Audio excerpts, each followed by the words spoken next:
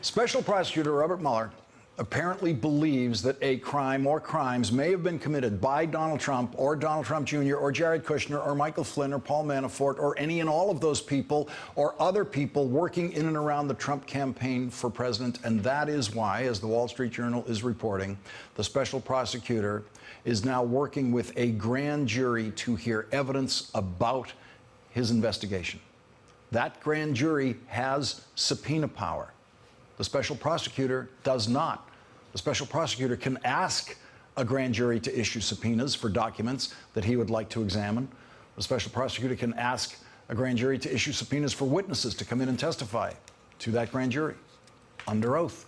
It is the grand jury that technically wields those powers, but they always do so under the guidance of a prosecutor whose requests grand juries usually follow routinely. This grand jury is the single biggest threat ever faced by Donald Trump or anyone else named Trump or married to a Trump. When Jared Kushner is subpoenaed to testify to the grand jury, as he surely will be, he will be testifying under oath. When Donald Trump Jr. is subpoenaed to testify to the grand jury, he will be testifying under oath. And when Donald Trump becomes the second president of the United States to be subpoenaed to testify to a grand jury in an investigation targeting him, he will be forced to testify under oath. People are not themselves when they are subject to an intense criminal investigation and a grand jury. No one is prepared for that. No one is used to it. Some people make the worst mistakes of their lives under that pressure. Otherwise, smart people can make the worst mistakes of their lives under that pressure. Not smart people are guaranteed to make mistakes under that pressure. President Bill Clinton, the first and only president to be forced to testify to a grand jury under oath, did the stupidest thing he's ever done in his life. He committed perjury testifying to that grand jury. He knows it was the stupidest thing he's ever done in his life, stupider even than the conduct that he was testifying about. And I'm sure he wishes he could have that moment back, but you don't get do-overs with grand juries. You have one chance to tell a grand jury the truth. The whole truth and nothing but the truth. And when you go into a grand jury with something to hide, you're probably going to make a mistake, and it will probably be a big one, and it will probably change the course of your life, the course of your presidency. Robert Mueller is going to give President Trump one chance to tell the truth to a grand jury. Donald Trump will have one chance to do the thing that he finds most difficult to do, tell the truth. The only president in history who lies about his inauguration crowd size and is caught publicly lying every single day of his presidency, that president is going to be given one chance by the best prosecutors in the country to tell the truth.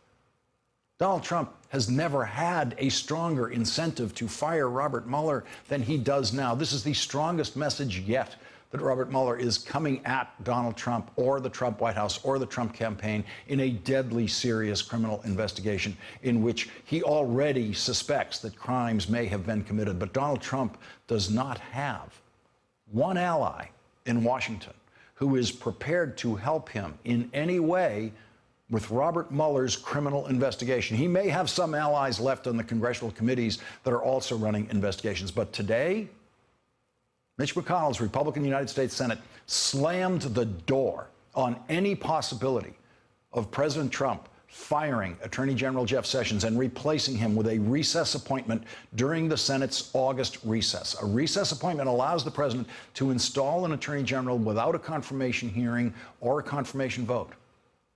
And so today, when Mitch McConnell closed down Senate business and sent everyone home on what looks like the August recess, he technically left the Senate in what they call pro forma session, specifically so that no recess appointment can be made during the Senate's August recess, which is technically not a recess, thanks to the Republican majority leader who has slammed the door on the Republican president's possibility of installing a new attorney general through a recess appointment and then having that attorney general fire Robert Mueller and shut down that investigation and shut down that grand jury. Mitch McConnell made sure that that grand jury will live through the August recess and beyond.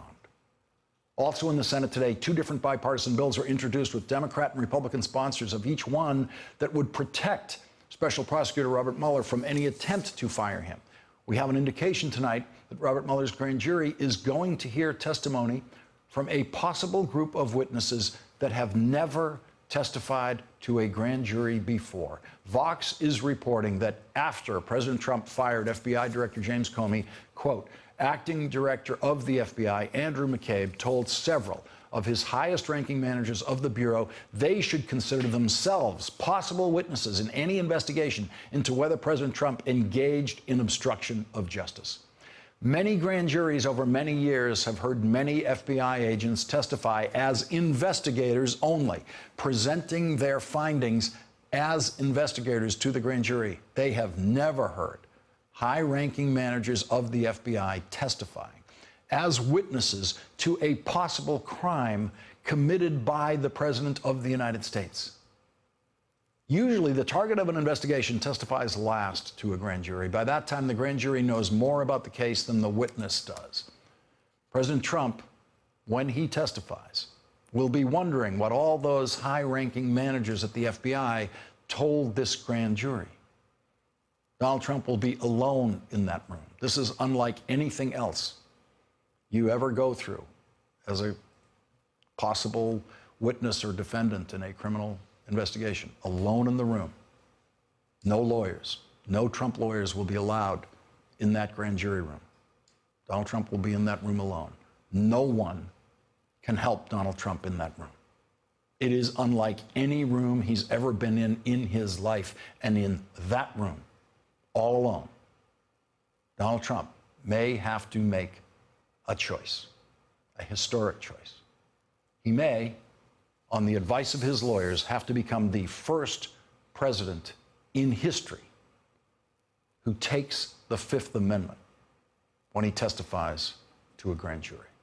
Hey there, I'm Chris Hayes from MSNBC. Thanks for watching MSNBC on YouTube. If you want to keep up to date with the videos we're putting out, you can click subscribe just below me or click over on this list to see lots of other great videos.